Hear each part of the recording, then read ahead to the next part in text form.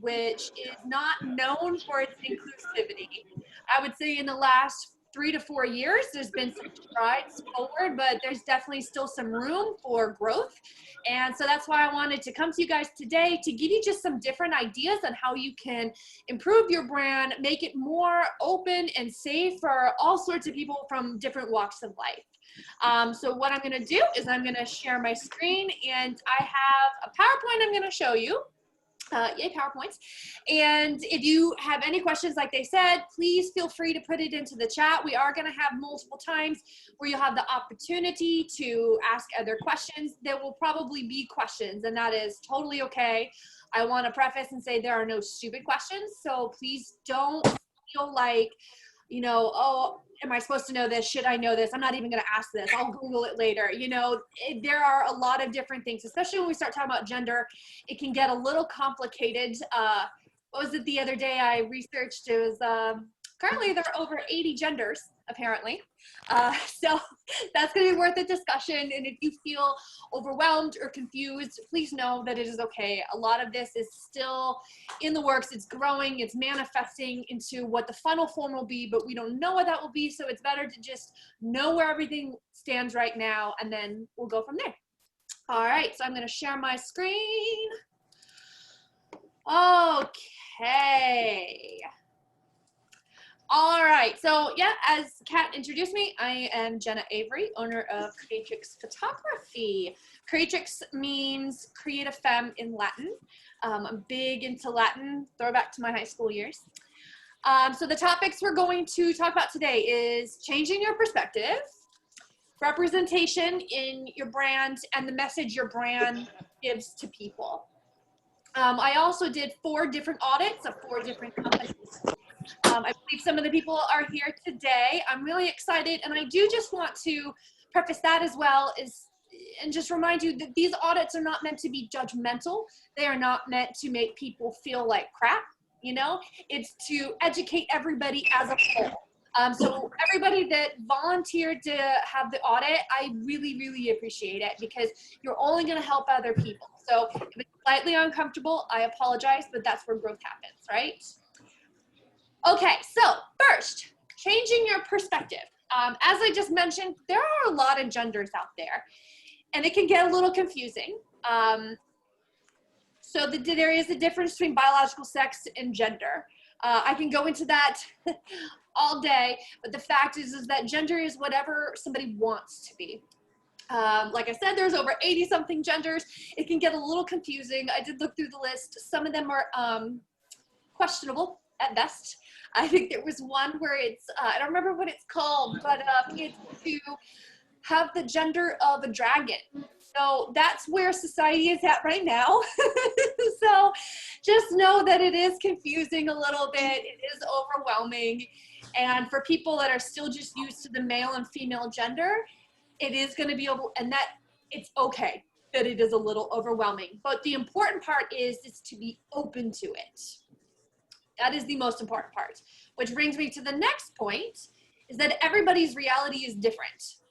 It's one of the things I like to teach my partner's kids is, I'll be like, it's cold. They're like, it's not cold. And I'll go, my reality is different from your reality.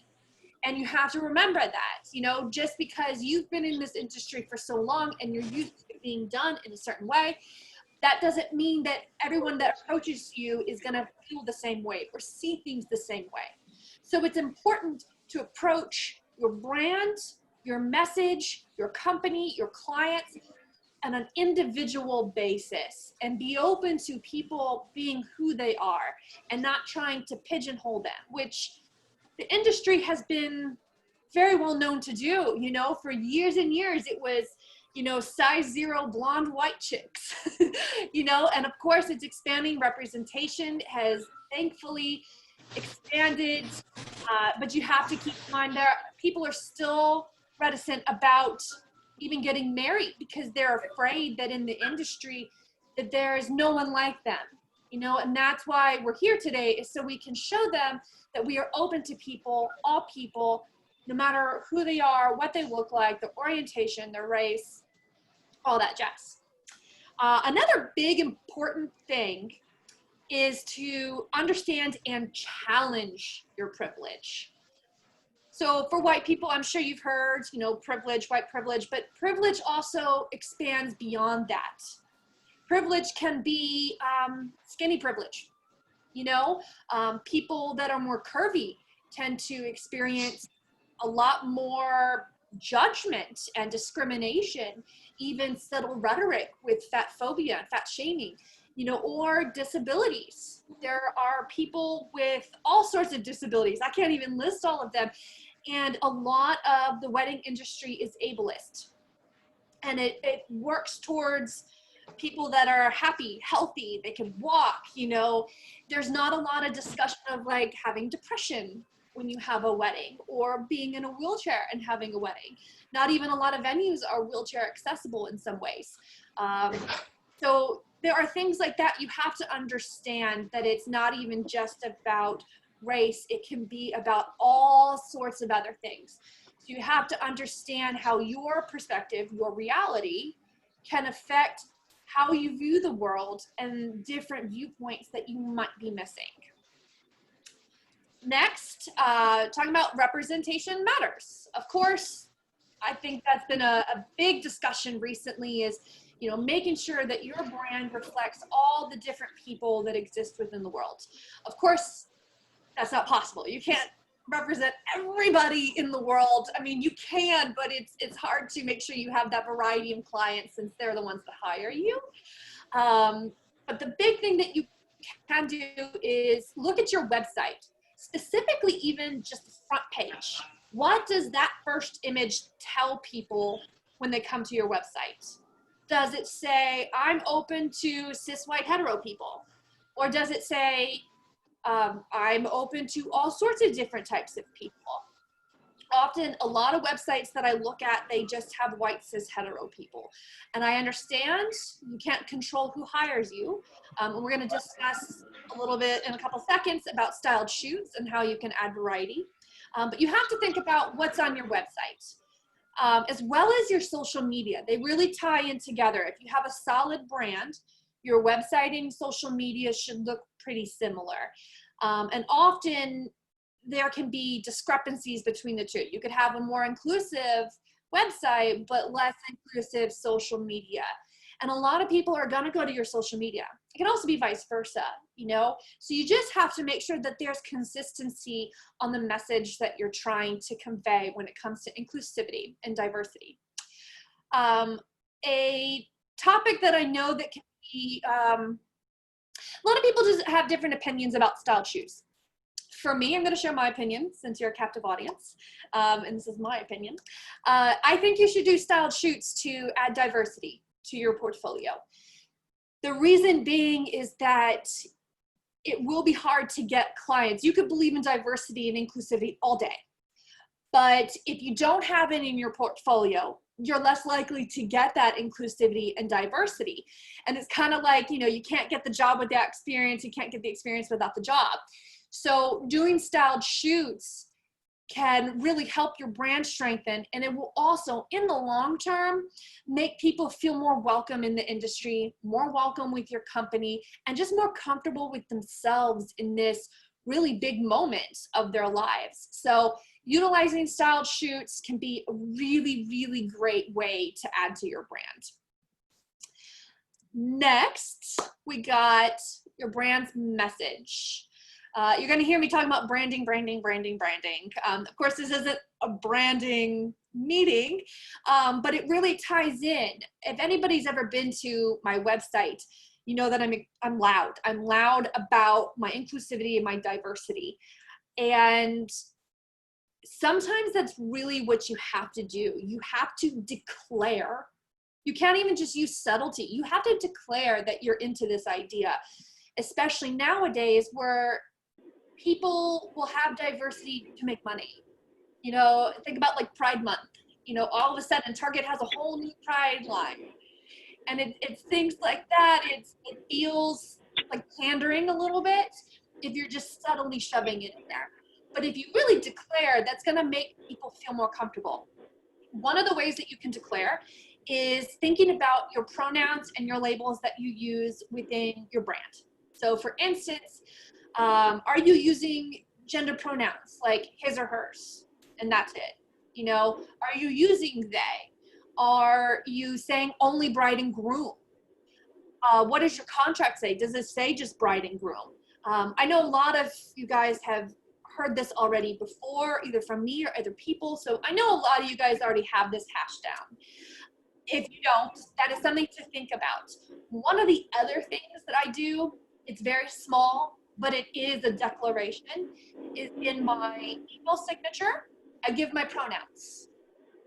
And that's all you can, even if your pronouns are he or her, saying her, hers, or him, his, just in parentheses, that is a declaration of inclusivity.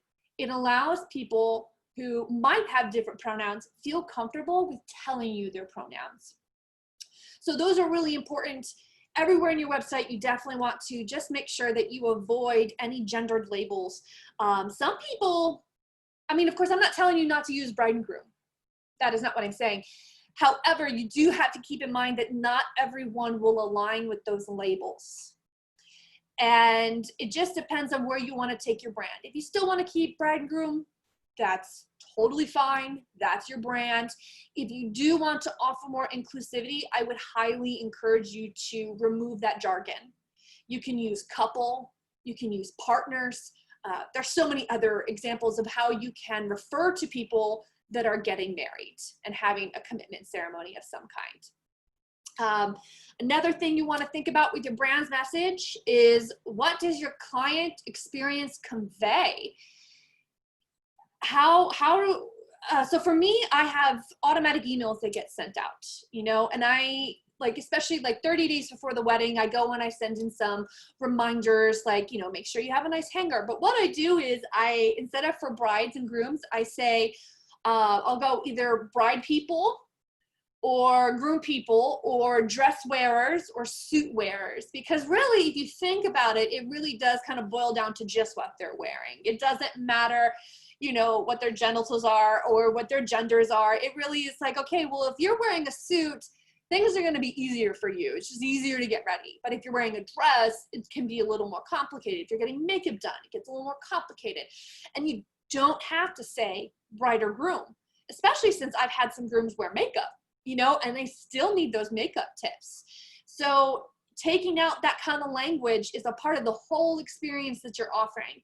If you are doing LGBT weddings or you want to do LGBT weddings, you have to remove that language.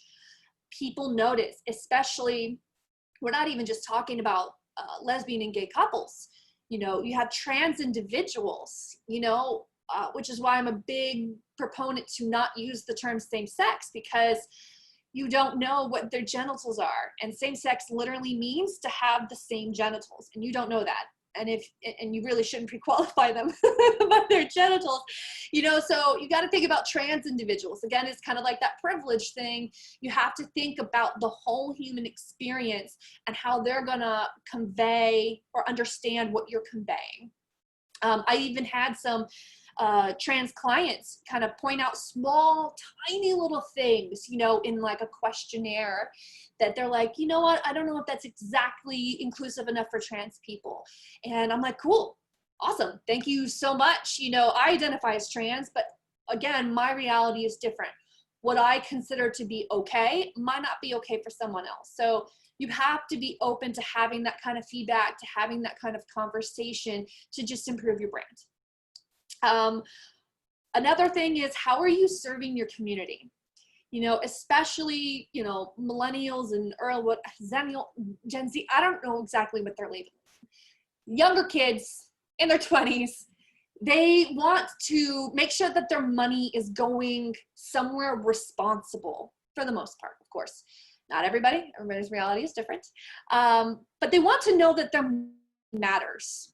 And so I would always recommend a lot of companies to find some kind of passion project or some way to infuse their beliefs and what they're excited about into their brand and involve their clients with it. For example, this year I decided that $100 of every wedding that I book is going to go to a nonprofit. And I looked up 5 6 different nonprofits, some local, some national, some international, and they get to pick which ones will work best for them.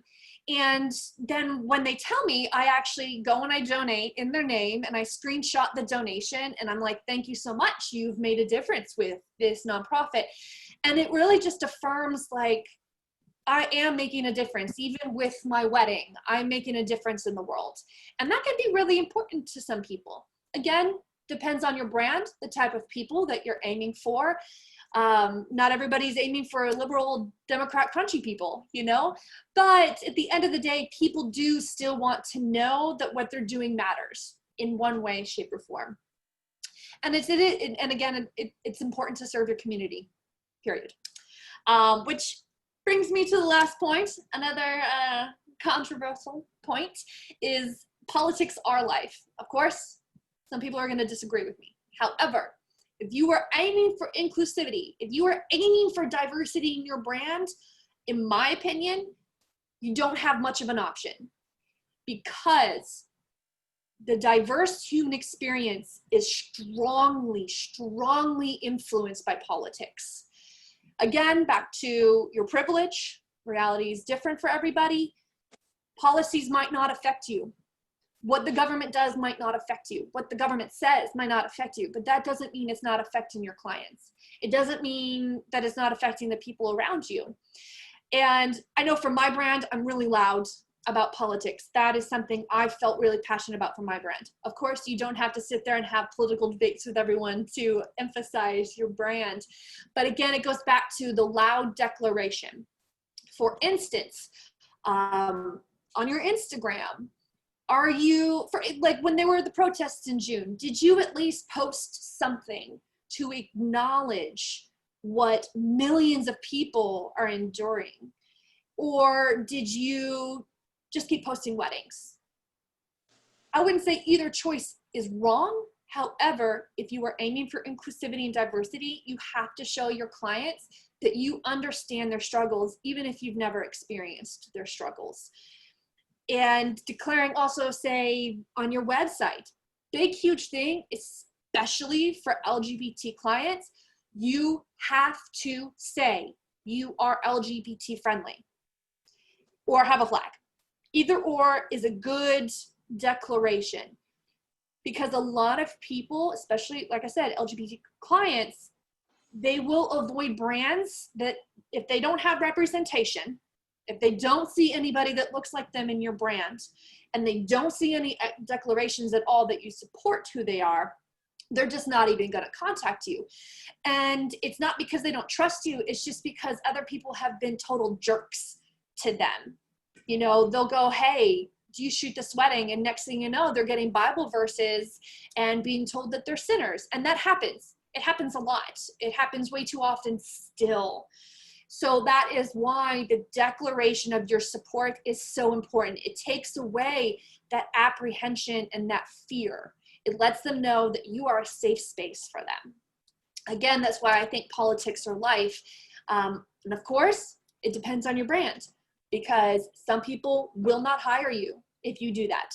I know people that will post LGBT clients on their Instagram and they lose followers, you know, which can be very demoralizing.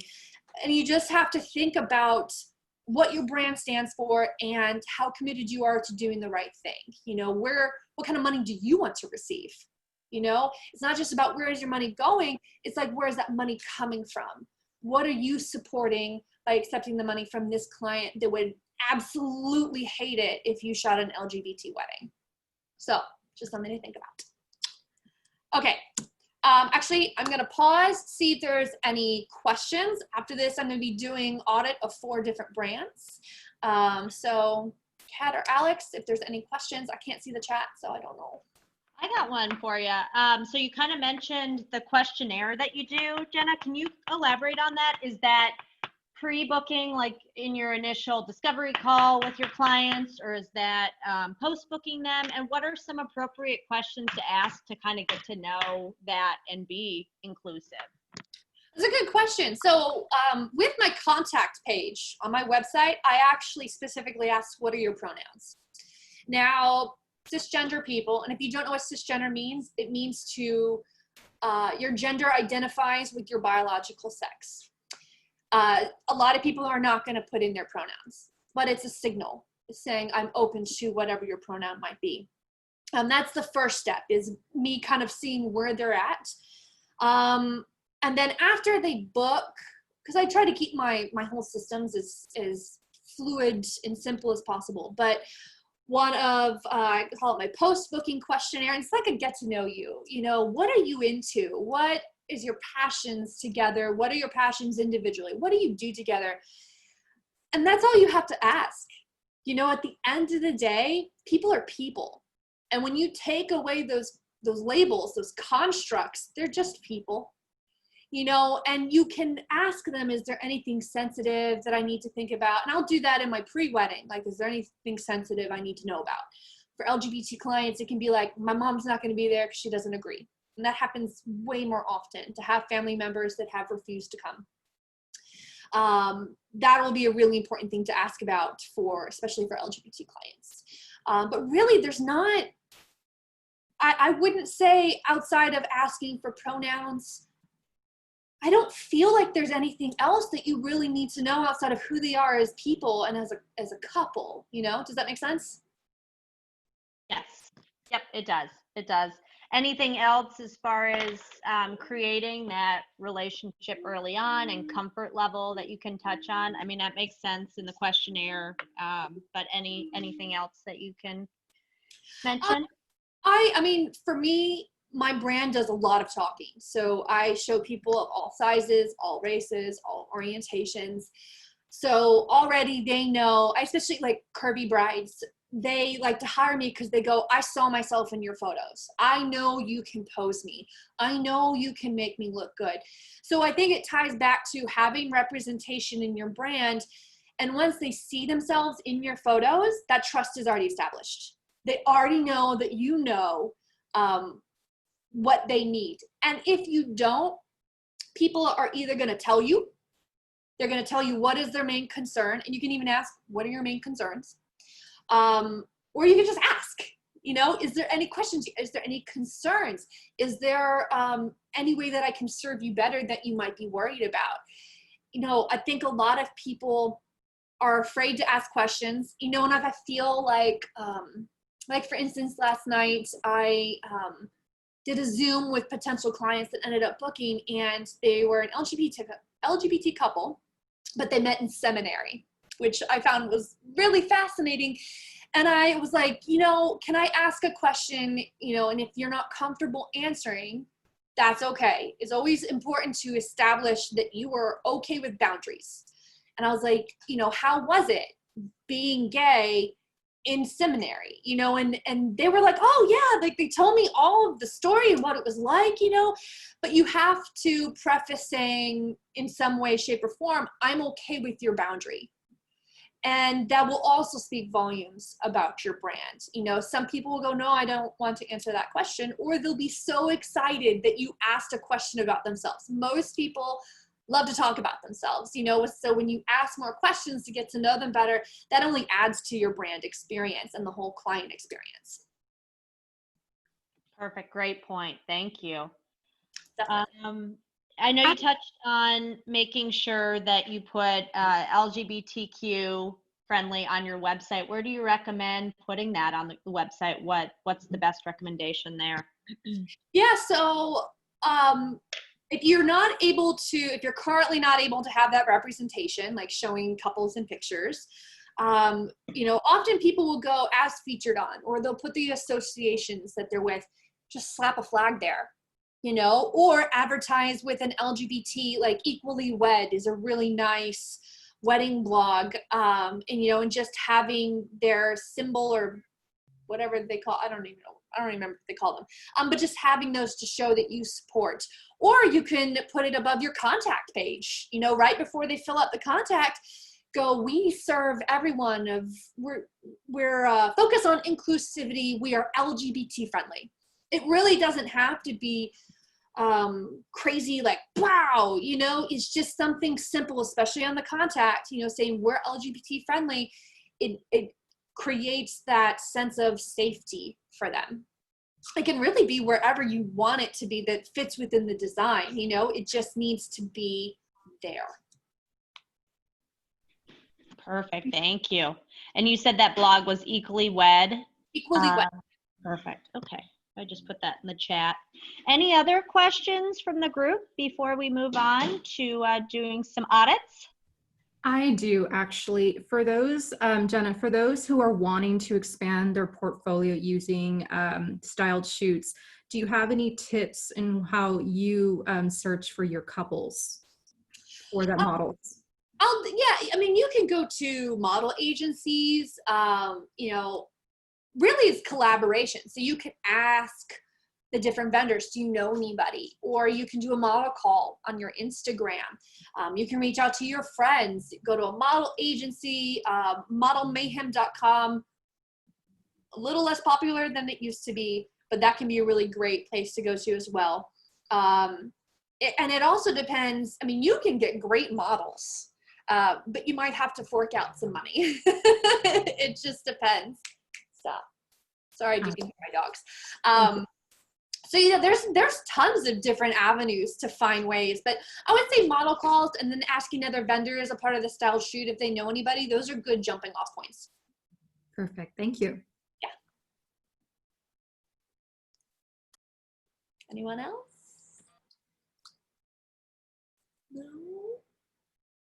Okay, then we'll just move on. Okay. So the first brand that I looked at was Oh Happy Day Photo Booth. I really like this brand. The way that I broke these down is just really simple. You know, I'm not here to judge you. Again, I appreciate everyone who volunteered because sometimes this can be really nerve-wracking. Like, and if you know me, you know I don't really pull punches with anything, you know.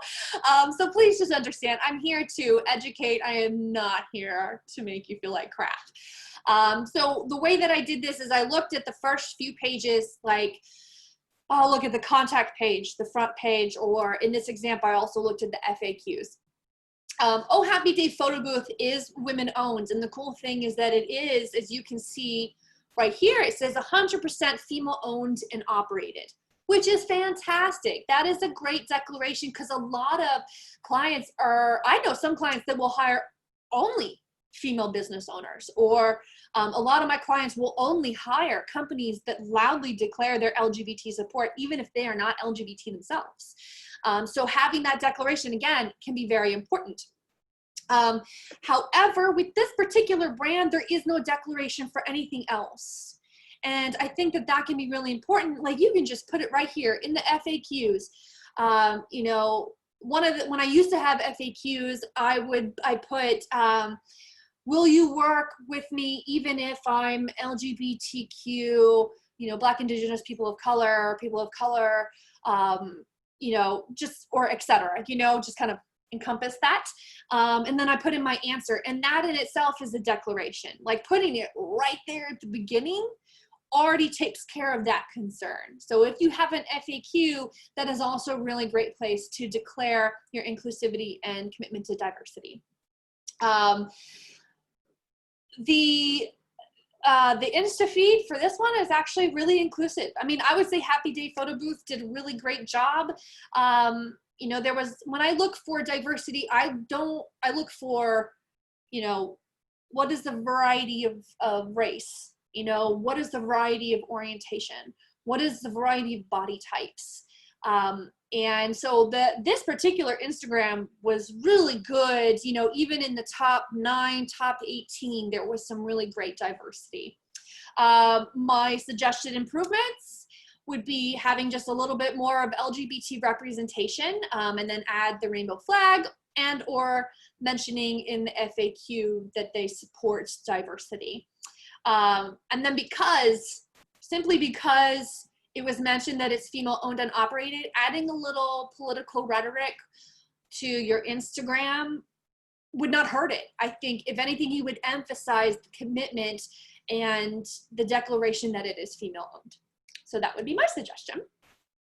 House on the Hill. Now this one, I love this venue. I have done quite a few weddings here, and a lot of them are within the LGBT community. What I was shocked, I'm gonna say I was shocked, there is no inclusivity or representation anywhere whatsoever. And again, I can't tell if House on the Hill is here. I love you guys. You guys are awesome. I just wish that there was more representation, because you do offer support for all sorts of communities. I've even done a pagan wedding there, you know, and just showing that will only probably improve, you know, how many people hire you and want to work with you, is if you add things like that, you know. So really my suggested improvements is all of that, you know, just add more inclusivity, more just less cis hetero people, white hetero people, just a little more of everything else. Then I did Weddings by Pamela. This one, so right here, like front page, the first thing you see is literally a sea of beautiful white people. And again, if that is your brand, not a problem. This is to help educate other people. If you are looking for more inclusivity, I would strongly encourage adding more diversity, because even just in the portfolio section, it's still just white people. In Instagram, this was awesome that, you know, during June, during all the protests, there was a mention of, it was an acknowledgement of what was happening. And that was kind of what I was saying earlier, is it doesn't even have to be like, fight the good fight, screw the government, you know, all cops are bastards. It doesn't have to be that extreme. Even just a subtle nod of the struggles of others can speak volumes, you know. So I did really like that, but otherwise there wasn't a ton of inclusivity. And, you know, I just figure if you're here for the audit, you really want to improve. So that's why I figured these would be good suggestions. Again, my suggested improvements: more LGBT representation, just add more diversity in general, and just be louder about inclusivity. So, you know, on the front page, this is a beautiful photo. I think it's gorgeous. One of the things you can do is, again, in the contact, say we are LGBT friendly, or if you can, add more diversity with the different types of clients that you have, to just show that that's what you're into. And last but not least, Premier Entertainment. I actually really loved the website. You do have, especially on the front page, there are just a lot more white people. So you might want to consider, or not even just white people, not even LGBT people, you might just want to add some more diversity in the front. But however, you know, one of the reviews that you got, the first review that you show, is an LGBT couple with the photo. I think that looks great. And then on the contact, you actually have a picture of an LGBT couple. That's awesome. That speaks volumes. The only thing that I found really interesting is on Instagram, you know, because Brandon owns his company, and on Instagram, the only Black, Indigenous, people of color is Brandon. Which I found really shocking. You know, and then the only LGBT photos were actually, I think there was one other, but most of them were the ones I took from a wedding we had last year. So adding just a little more diversity, because obviously you're into it.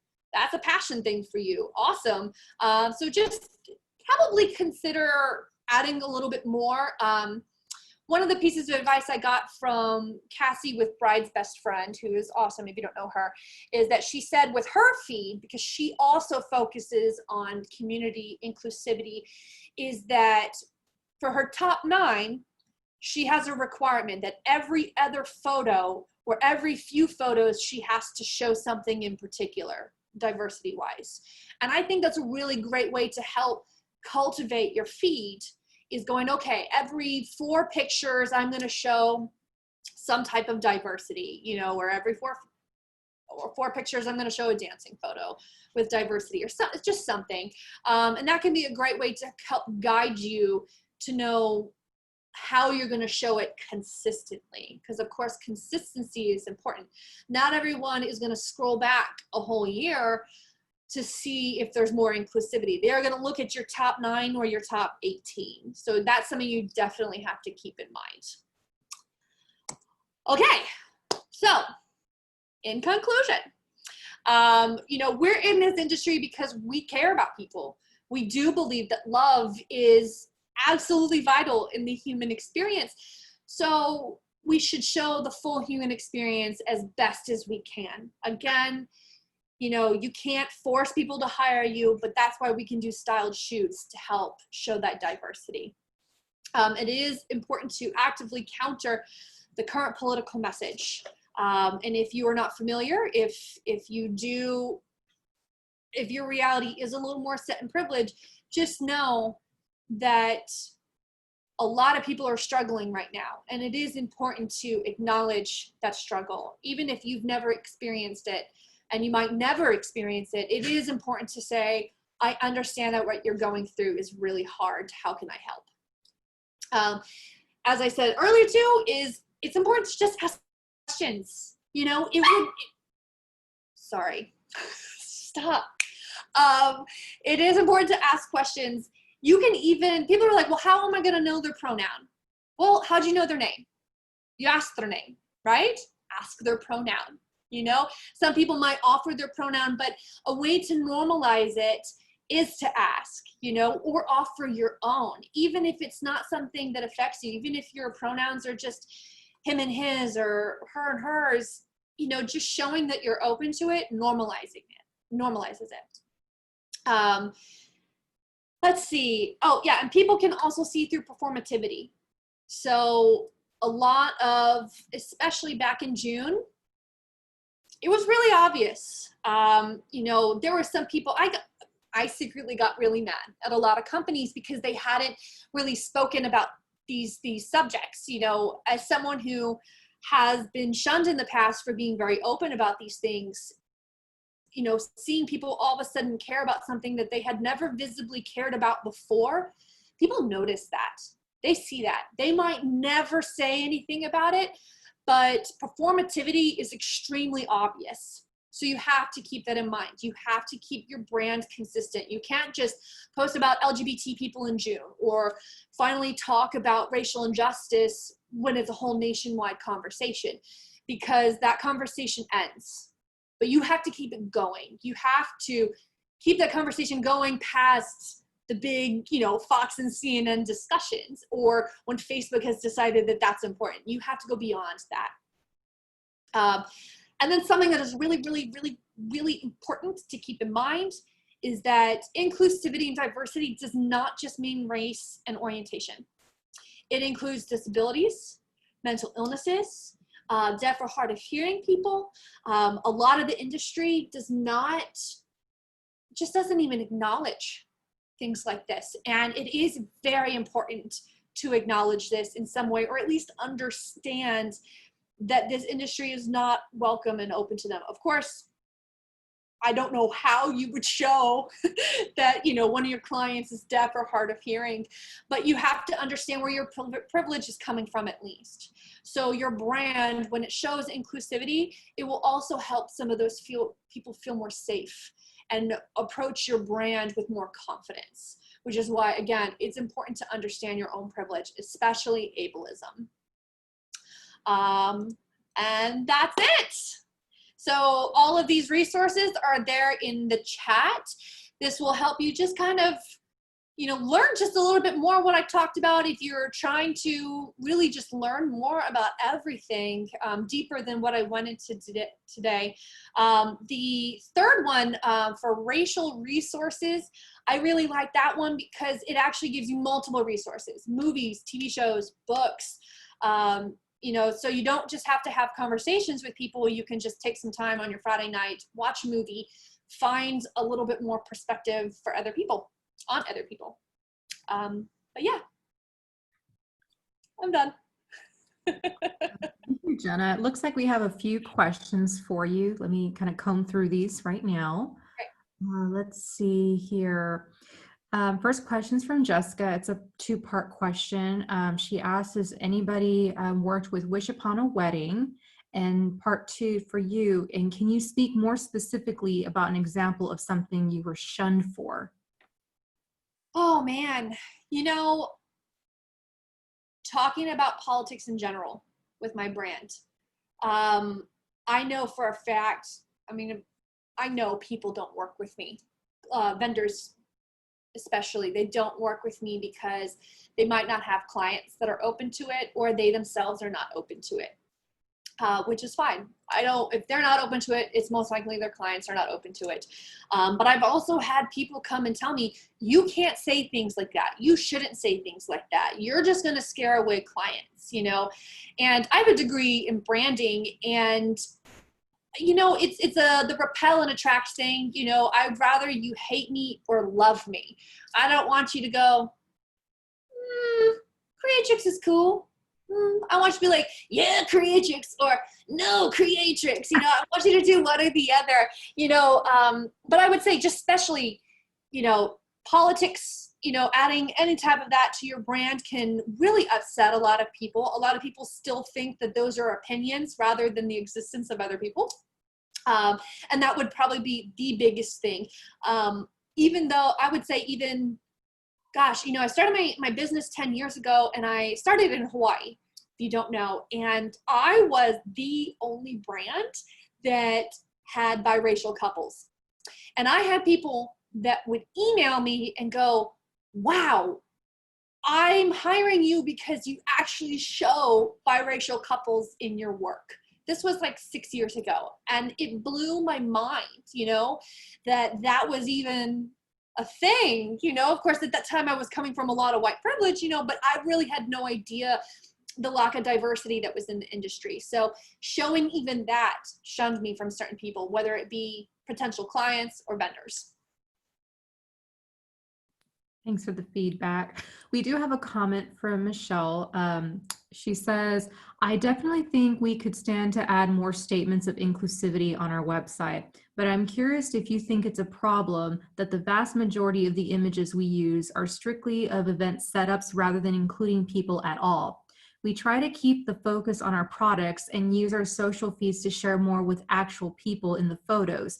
But how important is it to include images with people of all kinds on our website if we're generally not showing anyone at this point? Sorry for the long question, just wasn't sure how to word it well. Oh no, I mean, that's a great question. Of course, it goes back to your brand, right? If what you're selling is the design part, I don't necessarily think that you need to all of a sudden shove people into the photos. If you do show people, I would encourage you to intentionally make sure that it's diverse.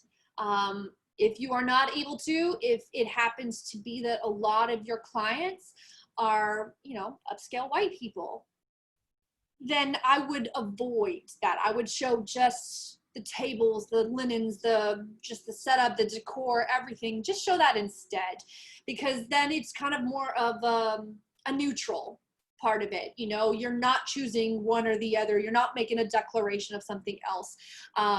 But if you do want more diversity in your clientele in general, making the declaration on your contact or somewhere that you're LGBT friendly can be really helpful. Or on your Instagram, acknowledging again the political struggles of other people, that can also be a way to show that you support human existence.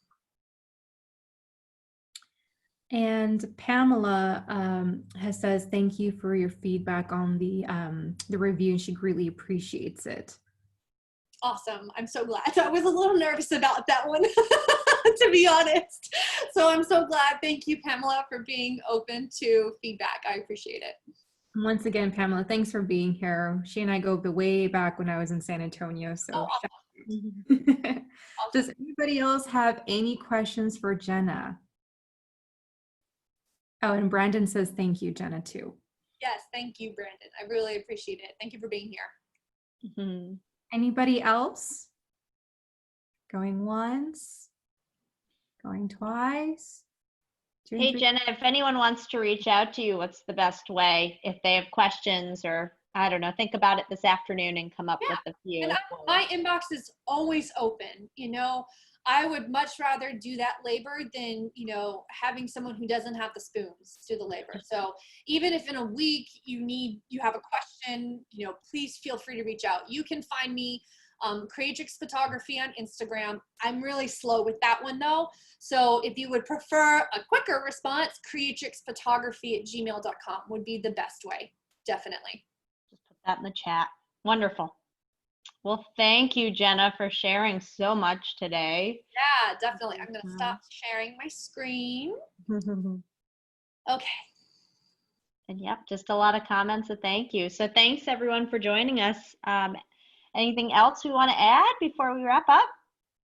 A sincere thank you, Jenna, for joining our team and sharing your wealth of knowledge with our community. Thank you. Definitely. It's been a pleasure. Yeah, absolutely. And just so that I can interject here, thank you very much, Jenna, for that presentation. I think everybody took a lot of value out of it, and we appreciate that. I did want to mention that we are having our happy hour coming up next month on October 13th. And we decided to do an open forum for that happy hour. The happy hours have been going very good, very great. And I think, Krista, I don't know if you want to talk or share a little bit more about it, but it was on the theme of what's everybody doing. So if you want to share a little bit, Krista. Sorry. Yes, so the idea of this open conversation is to get a feel for, especially those who are working from home and navigating, a new normal. We know that many business owners, some of them, are married, maybe they're single, some of them are parents, they're juggling with kids, some of them are new expecting parents. The idea is just to kind of share, what are you doing? What are some cool tools and resources that help automate things for just an sense of sanity, really. So that's going to be the open dialogue, and we encourage anybody and everybody from all backgrounds, all family types to join and really share an opportunity like that. So that will be next month on the 13th at 6 o'clock, and you can, it's a virtual one, so you can drink whatever mix you have at home, and just, it's a great opportunity just to see everyone's faces at this time. Excellent. Thank you very much.